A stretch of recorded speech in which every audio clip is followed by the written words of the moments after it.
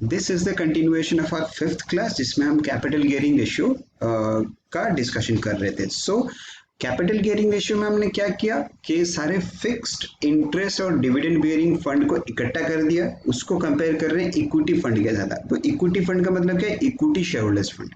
Okay, जिसमें सिर्फ और सिर्फ equity share capital, reserve surplus और फिक्टिशियस या अदर लॉस जो है वो उसको हम एडजस्ट कर देते हैं साथ में।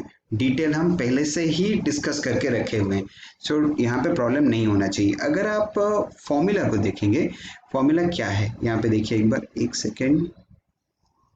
अगर आप फॉर्मूला को देखेंगे, फॉर्मूला आपके सामने है। ओके, आराम से इसको एनालिसिस करते हैं। हमने प्रेफरेंस को इंक्लूड किया, डिवेंचर्स को इंक्लूड किया, टर्म लोन को इंक्लूड किया और डिवाइड किससे किया? इक्विटी शेयरहोल्डर्स फंड से। अब थोड़ा सा लॉजिक इसका समझते हैं। बेटा प्रेफरेंस शेयर होल्डर्स जो है ना, no doubt they are one of the share holders, ठीक है, लेकिन आपको भी पता है कि ये जो प्रेफरेंस शेयर होल्डर्स है ना, ये लोग क्या है? सेकेंडरी ओनर है, ठीक है। They are actually treated at par with our creditor. Okay, ये सेकेंडरी ओनर्स हैं, लेकिन मेन ओनर कौन है? इक्विटी वाले, ठीक है। तो हमने डेब्ट इक्विटी में देखा ओनर का फंड इंक्लूडिंग प्रेफरेंस शेयर्स कितना है, इससे आपको समझ में आ रहा है? ओके, हम कैपिटल गियरिंग रेशियो में क्या देख रहे हैं कि कोर ओनर्स, जो प्राइमरी ओनर्स का fund in relation to other, मतलब लॉन्ग टर्म कैपिटल जिससे जिससे आया। प्रेफरेंस शेयर कैपिटल भी कहीं ना कहीं लॉन्ग टर्म कैपिटल है, इसको सब जोड़ दो। क्योंकि इसको क्यों एक ग्रुप में डाला गया? एक तो preference share holders secondary owners है, दूसरा वर्ड को ध्यान दीजिए, यहाँ पे क्या लिखा? फिक्स्ड इंटरेस्ट और dividend bearing fund. Equity share holders को कोई आपका कंपल्सन नहीं है कि आपको रिटर्न देना ही है, आपको डिविडेंड देना ही है, लेकिन अगर आप सेम वे में अदर जो कंपोनेंट्स उसको कंपेयर करोगे, जैसे प्रेफरेंस शेयर होल्डर्स को आपको डिविडेंड देना पड़ेगा, लोन को आपको इंटरेस्ट देना ही पड़ेगा। सो ये यहाँ पे आपका कंपल्सन आता है। तो कौन कौन सा ऐसा कैपिटल है, ठीक है, या फंड है जिसमें आपको कंपल्सन है टू पे इंटरेस्ट और डिविडेंड, उसको आपने ग्रुप किया। और आपका जो कोर ओनर्स हैं जहां पे आपको कोई कंपल्सन नहीं है पे करने का, उसको आपने एक ग्रुप किया।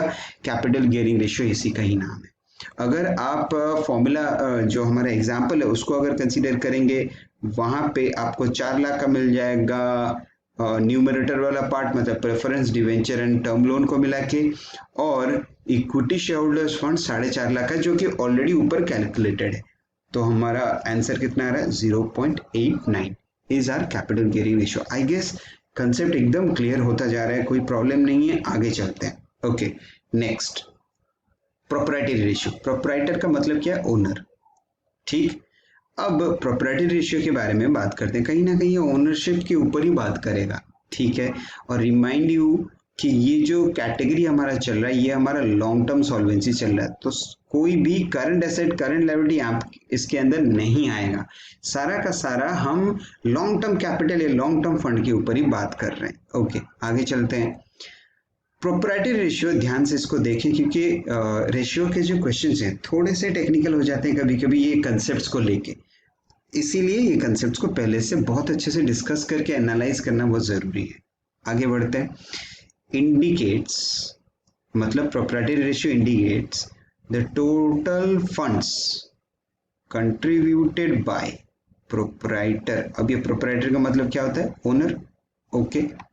और यहाँ पे ओनर मतलब क्या? प्राइमरी एंड सेकेंडरी दोनों, ठीक है। इक्विटी एंड प्रेफरेंस, जहां पे भी इक्विटी एंड प्रेफरेंस आ गया, that means we are speaking about share holders fund.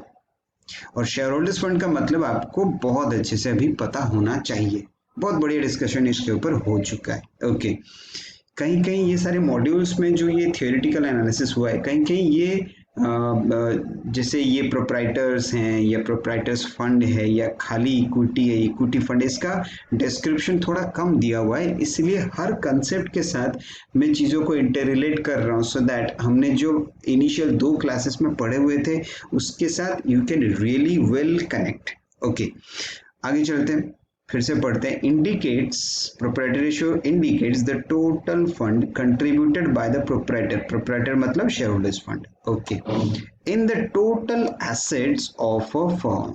Okay, आप बैलेंस शीट को याद करो। बैलेंस शीट में क्या होगा कि अगर आप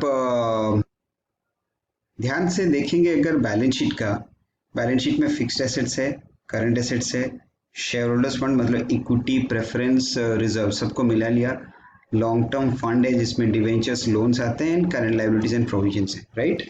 ओके, आपको सबको पता है कि लायबिलिटी और एसेट्स का टोटल तो सेम ही रहता है। ओके, नाउ ये जो प्रोप्राइटरी रेशियो है इसको थोड़ा सा समझने का कोशिश करते हैं कि है क्या। ये बोल रहा है कि total fund contributed by the proprietor in relation to the total assets of a firm. Okay, total assets मतलब क्या, फिक्स्ड एंड करंट दोनों को मिलाएंगे और ये तीनों को मिलाएंगे तो सेम ही है, राइट, क्योंकि एसेट्स एंड लायबिलिटी सेम है। आप प्रोप्राइटरी रेशियो में ये कैलकुलेट करके देखना चाह रहे हो कि टोटल एसेट्स का कितना पोर्शन शेयर होल्डर्स फंड से आया है। Is it okay? सो यहां से जानने से आपको पता क्या चल जाएगा कि अगर 100 है टोटल एसेट्स और शेयर होल्डर्स फंड से फॉर एग्जांपल 40, से फॉर एग्जांपल, तो बाकी जो ये दोनों हैं long term fund and current liability मिला के 60 होंगे, तभी तो जगह 100 होगा। तो यहाँ पे आप पता क्या करना चाहते हो, यहाँ पे पता ये करना चाहते हो कि टोटल एसेट्स आपका कितना है और उसका कितना पोर्शन शेयर होल्डर्स फंड से आया या प्रोप्राइटर्स लोगों का कंट्रीब्यूशन है। इनडायरेक्टली बात वही चल रहा है जो हम स्टार्टिंग से पढ़ते आ रहे हैं। ये जो हमने लॉन्ग टर्म सॉल्वेंसी रेशियो, डेब्ट इक्विटी रेशियो से स्टार्ट किया, इसका थोड़ा एडवांस वर्जन था कैपिटल गियरिंग रेशियो, और इसका और थोड़ा एडवांस वर्जन था प्रोप्राइटरी रेशियो। बातें वही घुमा फिरा के वही सेम ही चल रहा है। इसीलिए फॉर दिस वेरी पर्पस हमने स्टार्टिंग में ही एक बैलेंस शीट को, शेड्यूल 6 वाला पुराना फॉर्मेट वाला बैलेंस शीट को लेके एक एनालिसिस किया था। आपको सारा चीज अब पता है कि कहाँ पे कौन सा अमाउंट किसके साथ को रिलेट कर रहा है। सो ये जो प्रोप्राइटरी रेशियो है, ये प्रोप्राइटरी रेशियो में आपको क्या बताएगा, टोटल एसेट्स कितने हैं जिसका कितना पोर्शन प्रोप्राइटर से आया है। तो यहाँ पे जैसे अगर ये 40 का है तो 40% या 0.40 portion of the total assets is being contributed bye home, proprietors. तो बाकी जो पार्ट है वो कहाँ से आ रहे हैं, आउटसाइडर्स लोगों से, क्रेडिटर्स लोगों से, फाइनेंस प्रोवाइडर से, वहां से आ रहा है। तो ये है प्रोप्राइटरी रेशियो। अगर हम इसको हमारा एग्जाम्पल के साथ को रिलेट करें तो हमारा टोटल एसेट्स कितना था, 11,50,000। लेकिन इसमें भी आपको एक चीज ध्यान रखना है, टोटल एसेट्स में फिक्टिशियस एसेट्स को नहीं लेना होता है। तो 11,50,000 no doubt was my total asset, लेकिन ये टोटल एसेट से 50 एसेट्स को हटाएंगे तो टोटल एसेट कितना बचता है, 11 लाख का। Is it okay? Okay sir, ये हमारा टोटल एसेट निकल गया। अब हमको क्या चाहिए, share holders fund already calculated 6,50,000। Is it okay? समझ में आ रहा है सारा? अपॉन 6,50,000 अपॉन 11 लाख करेंगे तो आपका आ जाएगा 0.59। ये आपका प्रोप्राइटरी रेशियो है, ठीक है। अगर आप आगे चलें, हमने ये 3 तो कंप्लीट कर ही लिए, एक बार हम कैटेगरी में आते हैं रेशियोज में। ओके, हम शॉर्ट टर्म में सारा कंप्लीट कर चुके हैं। लॉन्ग टर्म में हमने क्या क्या किया, डेब्ट इक्विटी कर लिया, कैपिटल गियरिंग कर लिया, प्रोप्राइटरी रेशियो भी कर लिया। These are the important parts, आप ये चीज को समझें। और क्या क्या इसमें, और 3 पार्ट्स हैं इसमें, और 3 रेशियो सीखेंगे हम लोग। एक है fixed assets ratio, interest coverage ratio, dividend coverage ratio.